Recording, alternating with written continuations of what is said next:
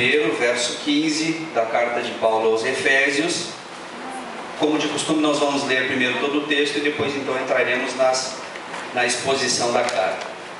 Por isso, também eu, tendo ouvido a fé que há entre vós no Senhor Jesus e o amor para com todos os santos, não cesso de dar graças por vós, fazendo menção de vós nas minhas orações, para que o Deus de nosso Senhor Jesus Cristo, o Pai da glória, vos conceda espírito de sabedoria e de revelação no pleno conhecimento dele, iluminados os olhos do vosso coração, para saberes qual é a esperança do seu chamamento, qual a riqueza da glória da sua herança nos santos, e qual a suprema grandeza do seu poder para com os que cremos, segundo a eficácia da força do seu poder, o qual exerceu ele em Cristo, ressuscitando-o dentre os mortos e fazendo-o sentar à sua direita nos lugares celestiais, acima de todo principado e toda potestade e poder e domínio e todo nome que se possa referir, não só no presente século, mas também no vindouro, e pôs todas as coisas debaixo dos pés, e para ser o cabeça sobre todas as coisas o deu à igreja, a qual eu sou corpo, a plenitude daquele que a tudo enche em todas as coisas. Amém? Mais uma palavrinha de oração. Pai amado, eu te agradeço, Senhor, por mais uma vez estarmos aqui diante da tua palavra, para meditarmos nela e recebermos de ti, Senhor, o ensinamento para que se acrescente a nossa fé. Usa-nos aqui, Senhor, dá-nos da tua graça. É o que eu te peço, Pai, em nome de Jesus. Amém.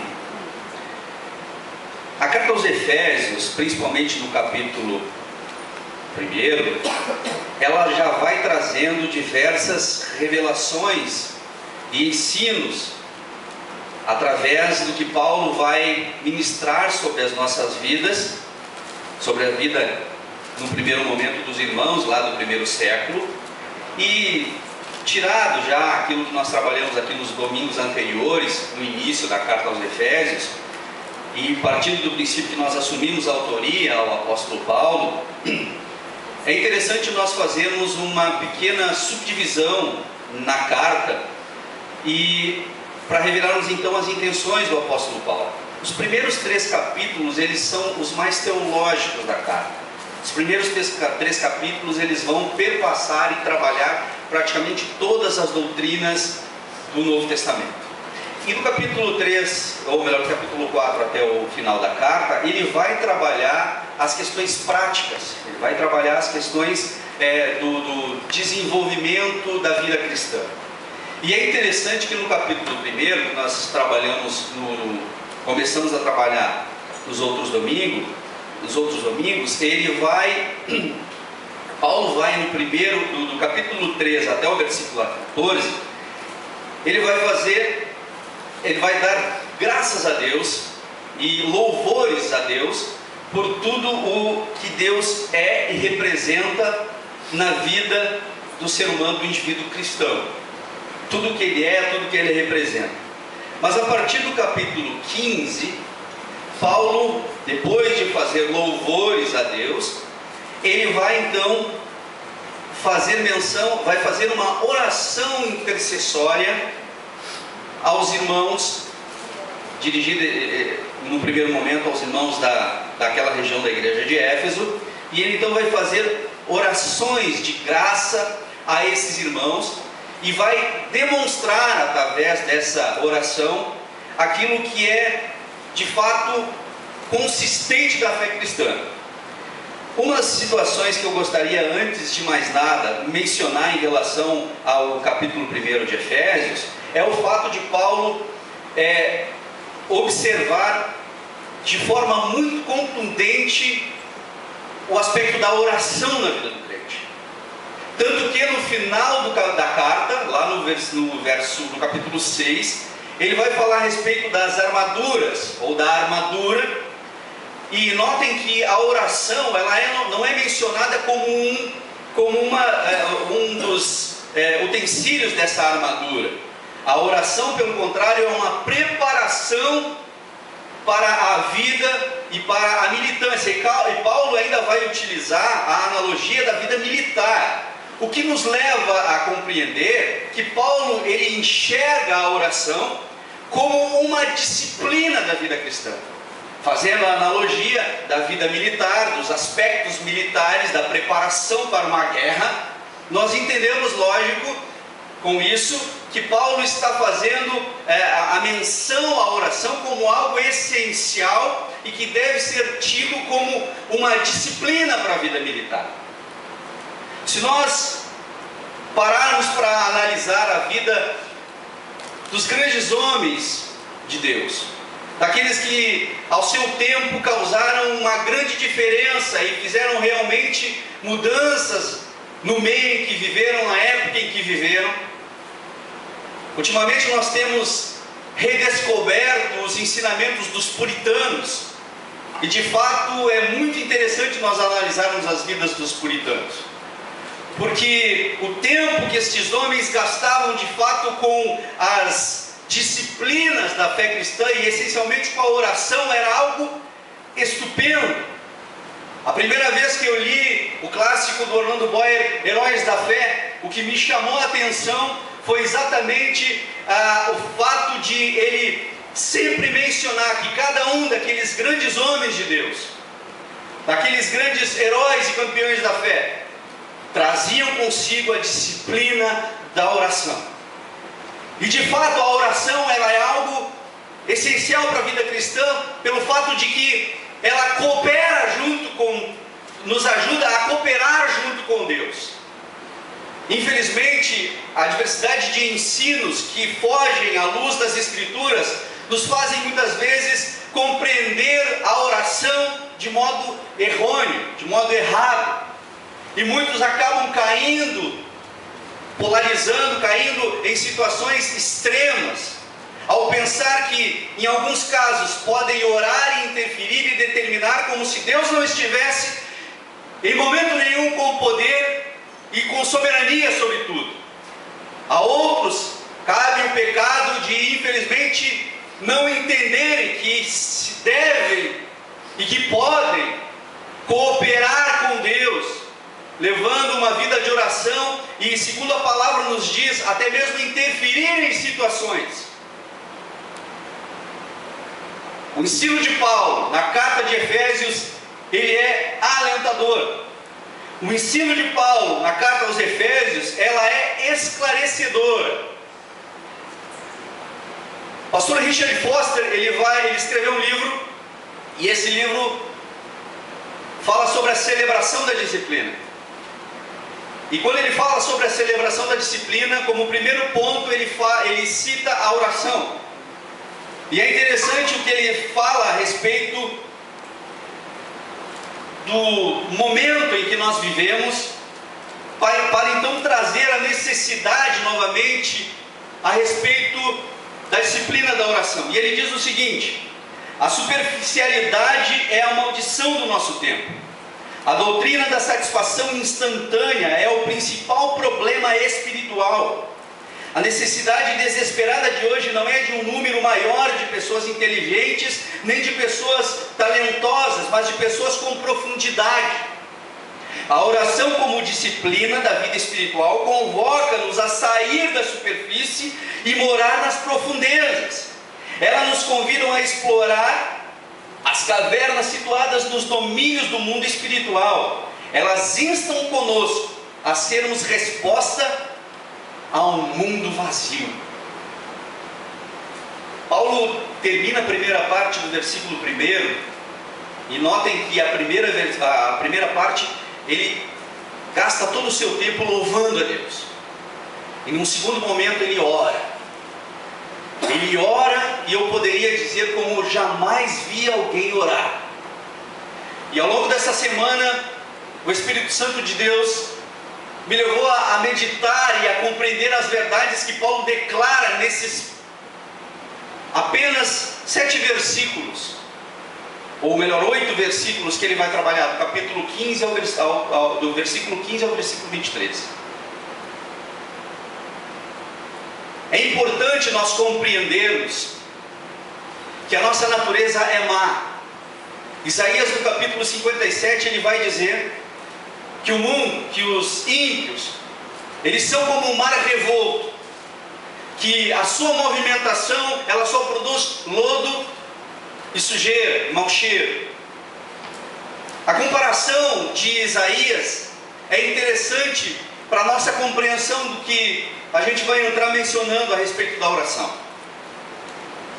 Richard Foster ele vai dizer que essa disciplina é necessária porque por mais, e aí tem a ver com a doutrina da justificação, porque por mais que nós nos esforcemos, por mais que nós empreendemos esforço e empenho em resolver os nossos problemas, as nossas mazelas, em acudir os nossos pecados, em resolver e nos livrarmos do pecado, tudo não passa de um esforço humano. Paulo vai dizer isso. Paulo vai dizer isso aos Gálatas quando ele fala que tudo isso, ainda assim, não deixa de ter uma ponta de sabedoria. Não toqueis, não manuseis. Mas, no entanto, Paulo está dizendo que isso, por mais que tenha um certo tom de sabedoria em si, não passa de vãs tentativas, porque pura e simplesmente está sem a iluminação do Espírito Santo, o endosso do Espírito Santo. Vejam que a superficialidade ela nos faz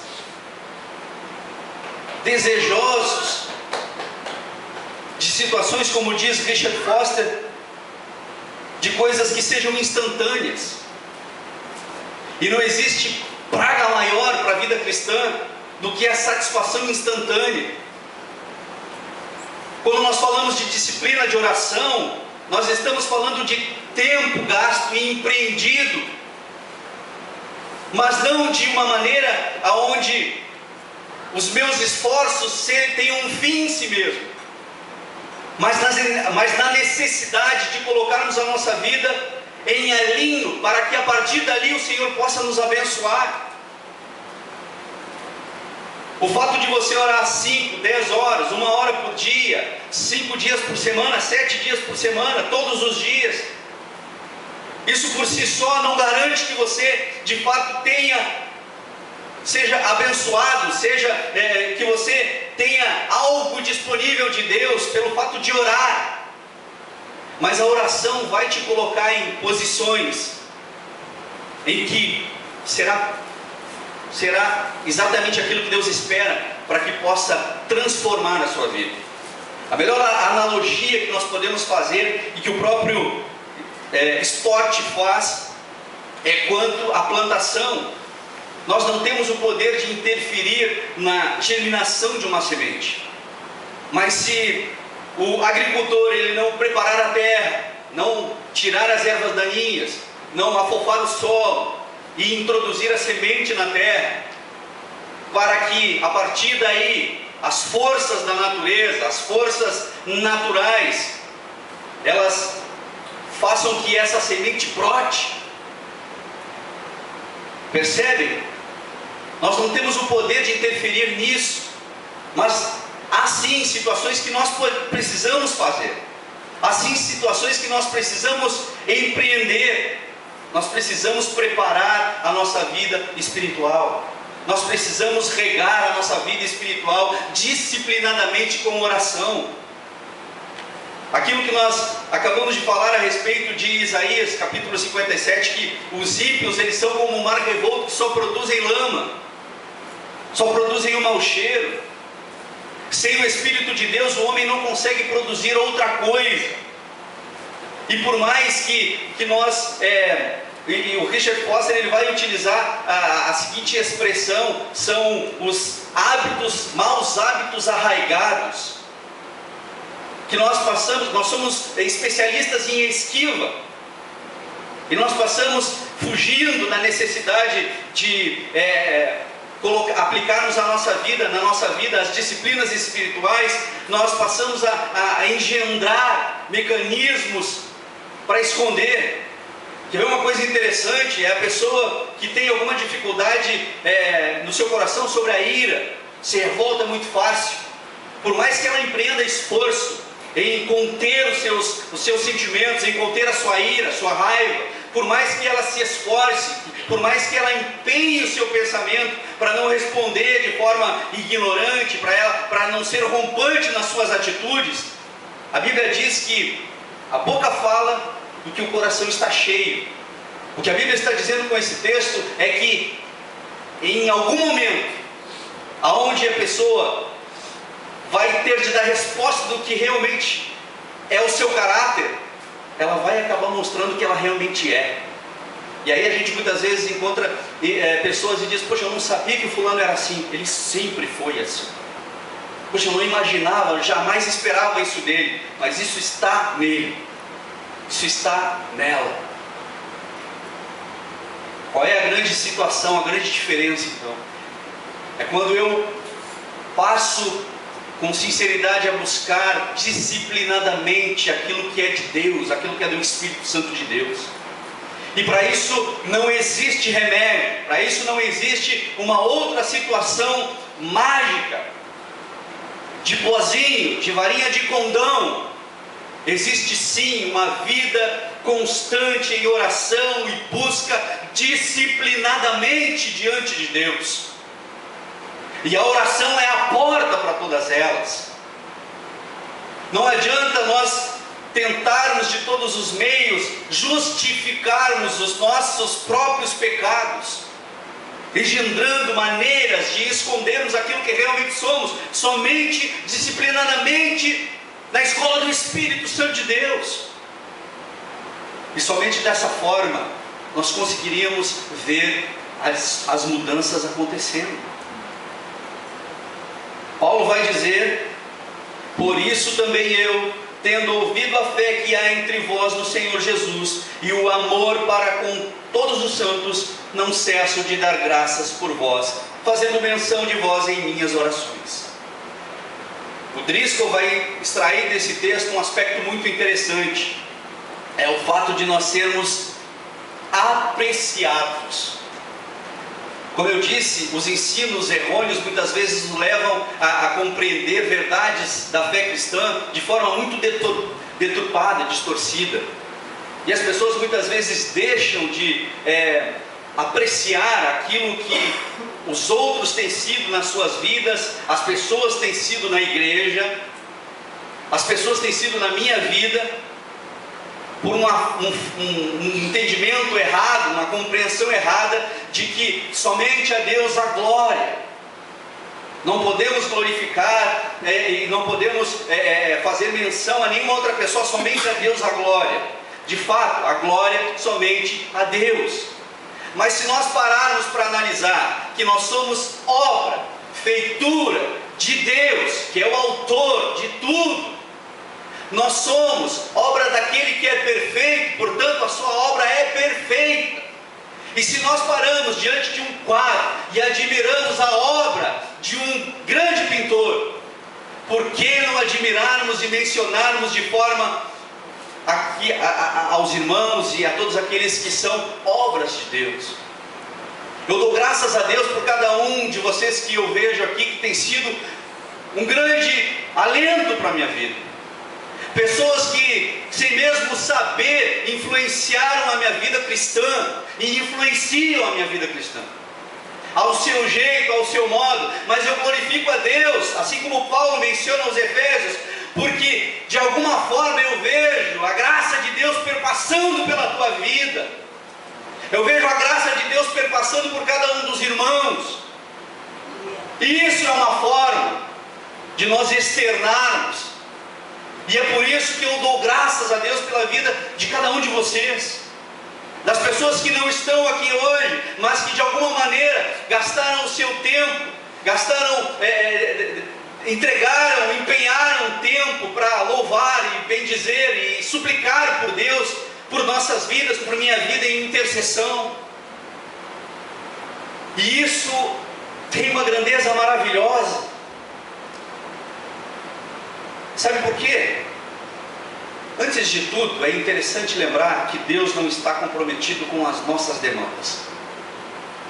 O Driscoll vai dizer que a pessoa, por mais rica, famosa e abastada de tudo quanto se pode imaginar, ela sempre vai ter no seu coração a necessidade de apreço. Olha lá, qual é a sua identidade? Ele vai dizer isso de forma maravilhosa. Ele vai usar a carta dos Efésios para isso. Qual é a sua identidade? Agora, é interessante que Deus não tem compromisso com as nossas demandinhas, porque nós temos demandinhas. E se pararmos para analisar, as nossas demandinhas, elas são infinitamente pequenininhas. Porque nós temos necessidade de reconhecimento, nós temos necessidade de nos sentirmos amados, nós temos necessidade de sermos relevantes, nós temos tantas e tantas e tantas e tantas necessidadezinhas. Por que eu estou dizendo necessidadezinhas? Porque a filosofia moderna, até mesmo nas suas aplicações práticas de meditação, ela vai dizer o quê? Que você deve voltar os seus olhos para enxergar o eu interior. Não é isso? É isso, Henrique? Estou certo? Você tem que voltar os seus olhos para ver o seu eu interior. É uma cultura voltada para o ser humano, para o homem. E o Evangelho de Cristo, ele vai à contramão disso. Agora, o que é alentador nessa história toda, por mais que Deus não tenha compromisso com as nossas demandinhas, Ele preparou algo que Paulo vai citar como um mistério revelado. E esse mistério revelado é a igreja do Senhor, a noiva de Cristo, o corpo cuja cabeça é o próprio Senhor Jesus. E é aqui, nesse meio, nessa realidade que nós vivemos aqui de forma tão intensa no Botânico, na igreja do Senhor Jesus, é que nós vamos curar as nossas necessidadezinhas e as nossas demandinhas. E Paulo dá exemplo disso quando ele fala: eu agradeço a Deus por vós e levo vocês às minhas orações, porque vocês são importantes para mim. Porque vocês são importantes, ao passo que a graça de Deus perpassa vocês e faz com que vocês se movimentem na direção do próprio querer de Deus. Aleluia. Deus está assim, através da igreja, cuja cabeça é o Senhor Jesus, resolvendo todos os nossos probleminhas, todas as nossas demandas. E Ele está dizendo: eis aí o meio pelo qual eu estou tratando as pessoas, eu estou tratando o indivíduo, eu estou tratando o teu coração. Quem hoje não se percebe dessa maravilha, dessa graça que é vivermos em comunidade, em comunhão com Deus, está perdendo aquilo que de fato o Senhor está fazendo. Ah, que dó das pessoas que infelizmente pensam que existe uma vida com Cristo fora da igreja. Ah, que dó de pensarmos que tem pessoas que ainda resistem sem ter a compreensão dessas verdades.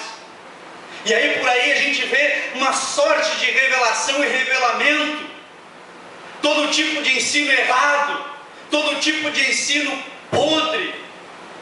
Se nós pararmos para analisar, todos os momentos, todos os dias é uma revelação nova, uma compreensão nova, e das mais complexas às mais estapafúrdias, normalmente mais estapafúrdias, mais toscas, mais infantis, porque as pessoas infelizmente não querem simplesmente compreender aquilo que já sabem. E Paulo vai dizer isso. Paulo diz exatamente isso: não cesso de dar graças por vós, fazendo menção de vós nas minhas orações, para que o Deus de nosso Senhor Jesus Cristo, o Pai da glória, vos conceda espírito de sabedoria e de revelação no pleno conhecimento dele, iluminados os olhos do vosso coração, para saberdes. Vou repetir: para saberes qual é a esperança do seu chamamento. Paulo não está pedindo uma bênção nova. Paulo não está pedindo uma nova revelação. Paulo está dizendo: Senhor, abre-lhes os olhos para que eles vejam aquilo que eles já receberam. Abre os olhos e a compreensão para que eles vejam aquilo que eles já têm. Aleluia. Aleluia. Irmãos, o ensino de Paulo é tão maravilhoso, nessa pequena perícope que a gente está vendo. Eu diria que, de repente, se nós ficássemos nela, talvez uns 4, 5 domingos ainda seria pouco. É maravilhoso. E aí, continuando na compreensão do Driscoll, naquilo que ele nos extrai, ele vai dizer o seguinte: que as pessoas apreciadas, elas substituem as reclamações por orações. Quando você aprecia a obra que Deus tem feito na vida do teu irmão, da tua irmã, já pensou? Gasta um tempinho durante a semana. Se veio aquele pensamento: poxa vida, o irmão fulano, a irmã fulana, liga para ele, diz isso a ele. É o que nós temos que fazer como corpo. Avisa, liga para ele, olha, irmão, estava aqui orando agora, estava pensando, meditando, como tem sido bom servir a Deus contigo. As pessoas, segundo o Driscoll, extraídas do ensino de Efésios, as pessoas substituem a reclamação por oração. E aí, quando eu me sinto apreciado por Deus, eu não vou mais ficar reclamando. Puxa vida, as pessoas não notam o que eu faço, não percebem aquilo que eu desenvolvo. Eu trabalho tanto, eu me esforço tanto. Mas ela vai orar. Driscoll vai dizer também que substituem a competição por celebração. É terrível isso. Conheço igrejas, infelizmente, que as pessoas competem entre si para ver qual é o departamento melhor, qual é o departamento que vai fazer a melhor situação, o que vai fazer a melhor festa, qual é o irmão que contribui mais, que contribui com mais bens, e não celebram a Deus. As motivações estão completamente erradas, porque são pessoas que não estão compreendendo que, através do corpo de Cristo, da comunhão com os irmãos, elas são apreciadas sim. Substituem a amargura por gratidão. E tem gente amarga. Como tem gente amarga.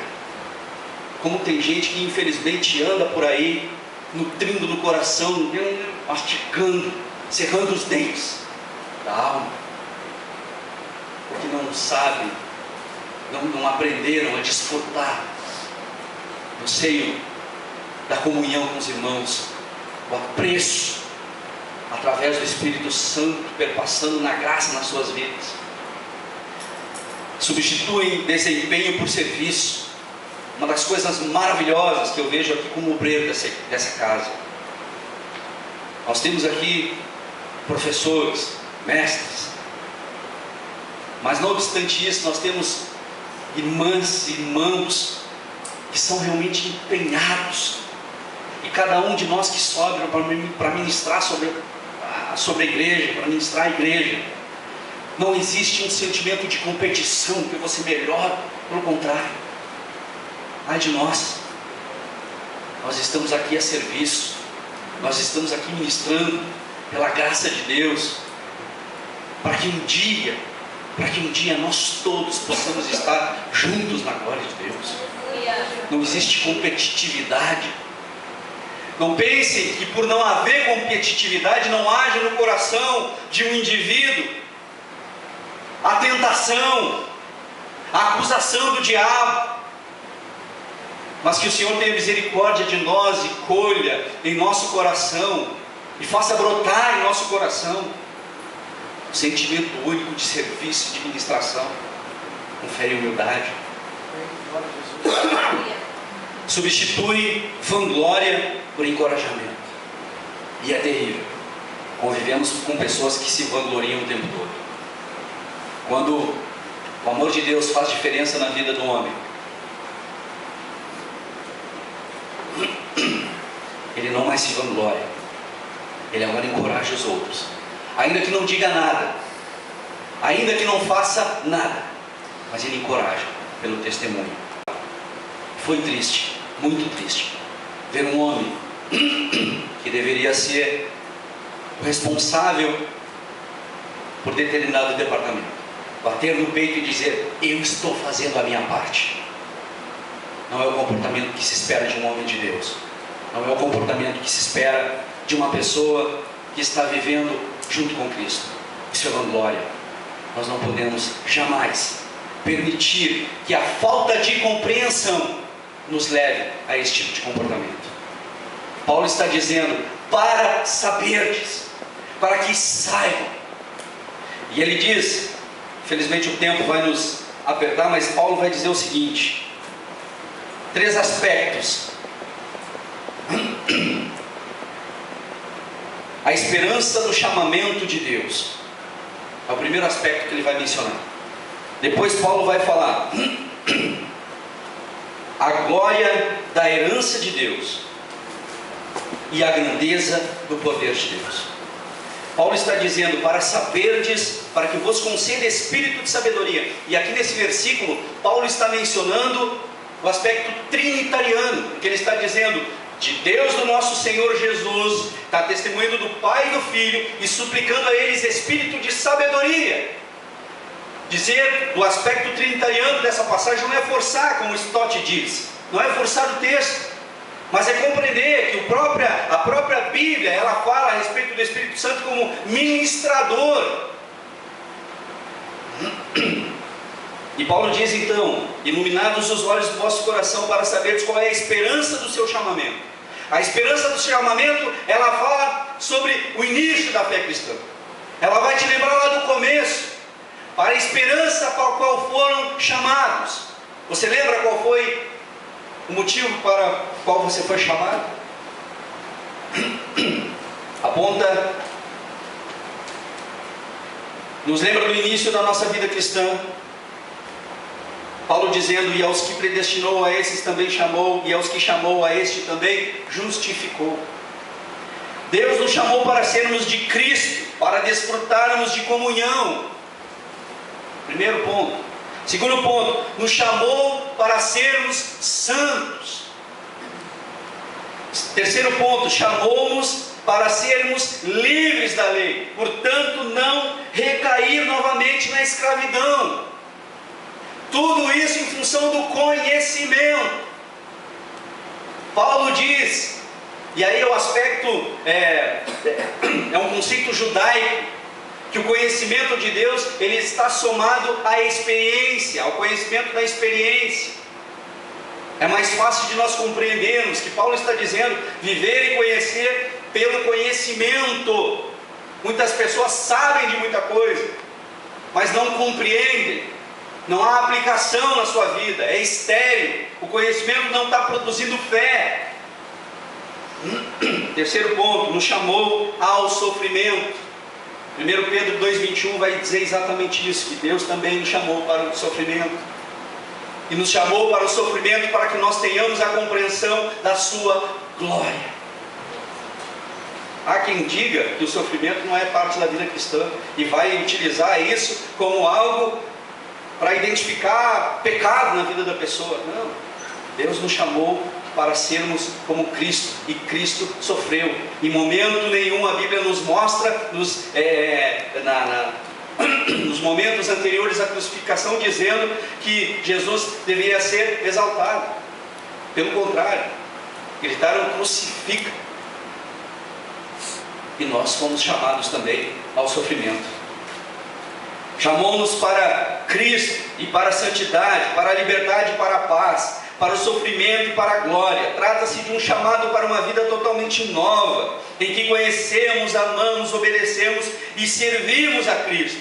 Desfrutamos da comunhão com Ele e uns com os outros, e olhamos além do nosso presente sofrimento para a glória que um dia será revelada. Paulo ora para que nossos olhos sejam abertos para conhecê-lo, o que já é nosso. O segundo aspecto, a glória da herança de Deus, aponta para a frente, aponta para o fim, para aquela herança final, da qual o Espírito Santo é a garantia.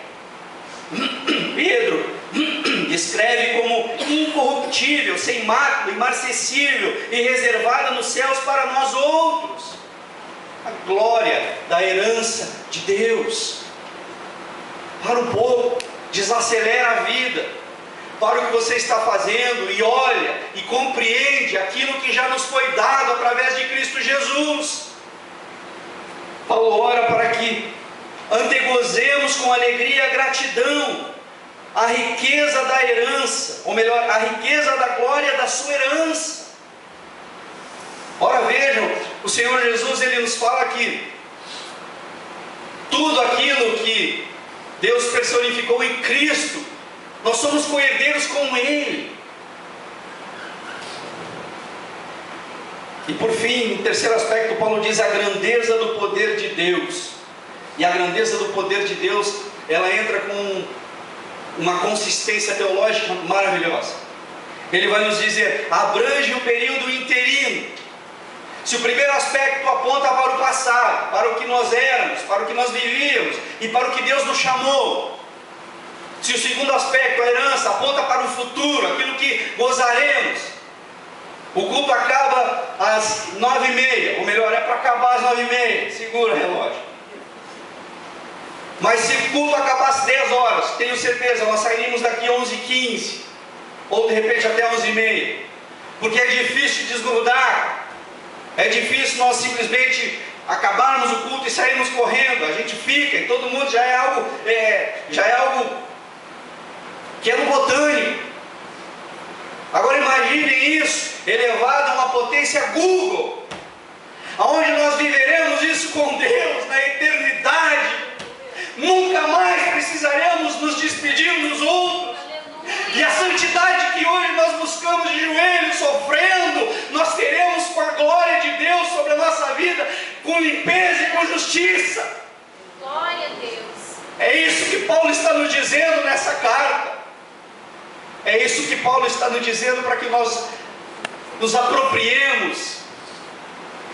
Te apropria disso. Se tem algo que é para se apropriar, é exatamente disso, daquilo que já é uma verdade, daquilo que já temos à nossa disposição.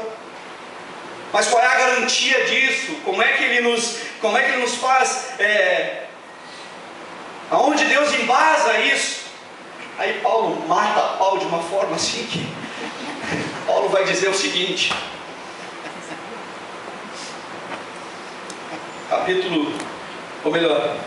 versículo 1, na suprema grandeza do seu poder para com os que cremos, segundo a eficácia da força do seu poder, vírgula, o qual exerceu Ele em Cristo, vírgula, ressuscitando dentre os mortos e fazendo sentar à sua direita nos lugares celestiais, acima de todo principado e potestade e poder e domínio e de todo nome que possa referir não só no presente século, mas também no vindouro.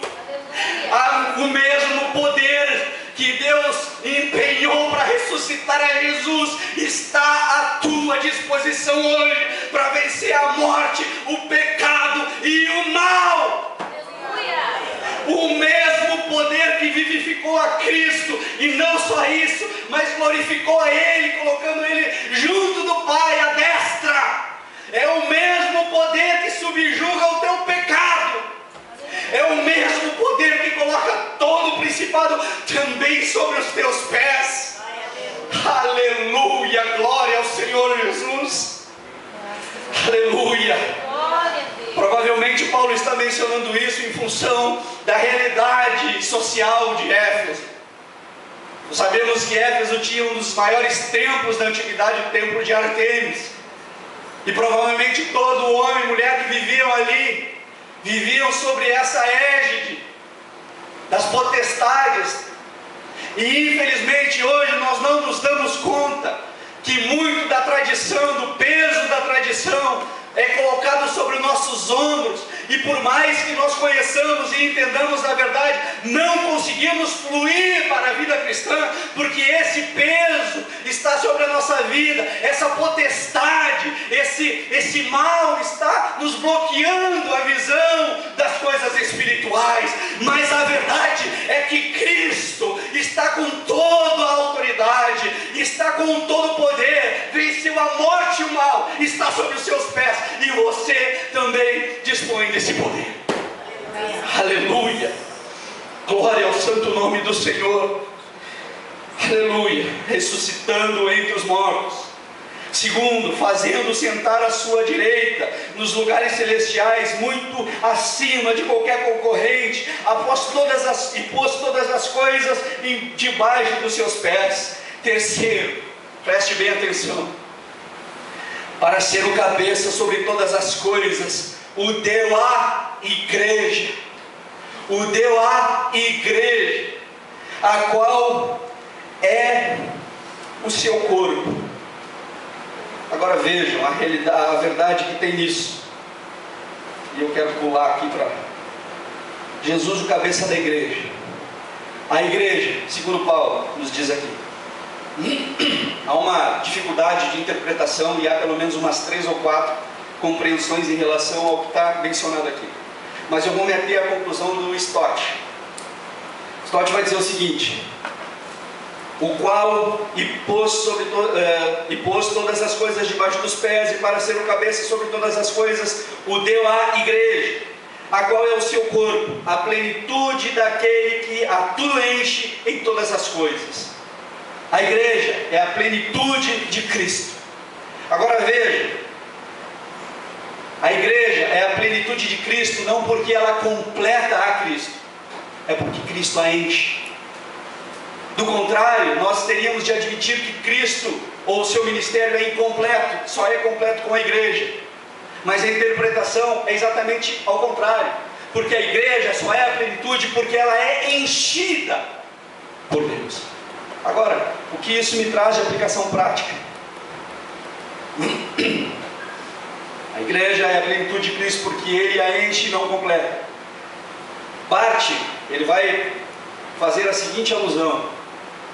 Paulo vem de uma época onde o pensamento helenista estava muito em voga, e ele desenvolve seu ministério numa região onde provavelmente Hipócrates e Galeno, que eram médicos e portanto também filósofos, eles ensinavam. Mas a compreensão desses médicos é de pensarem na cabeça como sendo aquilo que coordena e controla as funções do corpo.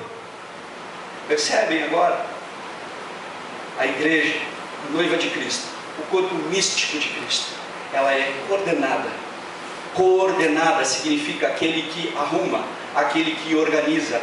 Nós não somos uma organização, nós não somos uma denominação, nós somos um organismo vivo. A igreja de Cristo, ela é coordenada. As coisas funcionam na igreja como Deus quer que funcione. As coisas, elas são realizadas na igreja como Deus quer que elas sejam realizadas. E mais, Deus a controla. Ninguém controla a igreja, a não ser aquele que é o cabeça, aquele que está sobre a igreja, aquele que a enche, aquele que a faz plena. Aleluia! Você pode se apropriar dessas verdades hoje. Amém? Vamos nos colocar em pé. O entendimento de Paulo, que a cabeça enche o corpo com poderes de movimento e de percepção, e assim inspira o corpo inteiro com vida e direção. Se uma pessoa perder os rins, ela ainda tem sobrevida. Pessoas que vivem com hemodiálise, sobrevivem, com hemodiálise. Se a pessoa perder parte do fígado, ela ainda assim se mantém viva por um bom tempo, com devidos tratamentos, enfim, mas ela consegue ainda uma sobrevida. A mesma coisa com a amputação de alguns membros e alguns órgãos internos. Mas só para que nós compreendamos, morte cerebral, por mais que o corpo esteja completamente inteiro, não tem mais. A igreja continuar sendo viva, porque o cabeça está vivo. A igreja continuar triunfante, porque o cabeça está vivo. Amém, meus irmãos? Eu quero dizer aqui, nessa noite, que você pode ouvir o chamado de Deus. que você pode integrar este corpo, que você deve integrar este corpo, que você deve achegar-se, ouvir a voz do Espírito Santo de Deus te dizendo: venha, e aqui curar as tuas mazelas, curar as tuas necessidades, achar perdão para os teus pecados, e mais do que perdão para os teus pecados, encontrar aqui ajuda, de fato, não para esconder os teus pecados, mas ajuda para vencê-los na graça de Cristo Jesus. Aceite a Jesus, aceite viver nessa família, entregue-se a Ele, porque Ele está te chamando de volta. Se Ele te chamou, Ele também te predestinou, e predestinado te justifica, em nome de Jesus. Amém? Feche os teus olhos. Quem quiser uma oração, nós estaremos à disposição aqui. Pai bondoso, nós te louvamos, Senhor, porque Tu és maravilhoso, Senhor, e nos abriu uma porta maravilhosa sobre a nossa frente, Senhor, conforme a Tua palavra nos ensina aqui, aberta por Ti, não há quem feche. Nós estamos, Senhor, desfrutando desta comunhão em Ti, Jesus, através da comunhão entre os irmãos, através, Senhor, do amor entre os irmãos. É impossível, Senhor, nós sermos chamados a Ti e não Te respondermos em fé e amor aos irmãos. Pai, nos dá compreensão e abre, Senhor, conforme a oração do apóstolo Paulo, os nossos olhos, para que nós compreendamos aquilo que já sabemos, para que nós nos apropriemos daquilo que nós já ouvimos e daquilo que já é presente na nossa vida, Senhor. Nós queremos, ó Pai querido, que essas verdades façam, ó Deus, a diferença na nossa vida. Nós queremos, Pai, que essas verdades elas sejam transformadoras e, conforme a Tua palavra nos ensina, que flua de nós rios de água viva. Flua, em nome de Jesus, Pai. Nós Te agradecemos em nome de Jesus pela bênção maravilhosa que Tu já nos tem concedido, Senhor. Maior do que qualquer bênção material, maior do que qualquer bênção intelectual, maior do que a posse da nossa casa própria, maior do que o carro próprio, maior do que uma faculdade, maior do que tudo, maior, Senhor, do que este mundo. Tudo, Senhor, nós Te louvamos e bendizemos. A tudo, Senhor, nós Te glorificamos, porque só Tu é digno de honra, de glória, de louvor e exaltação. Obrigado, Senhor. Amém. Glória ao Teu nome, Jesus.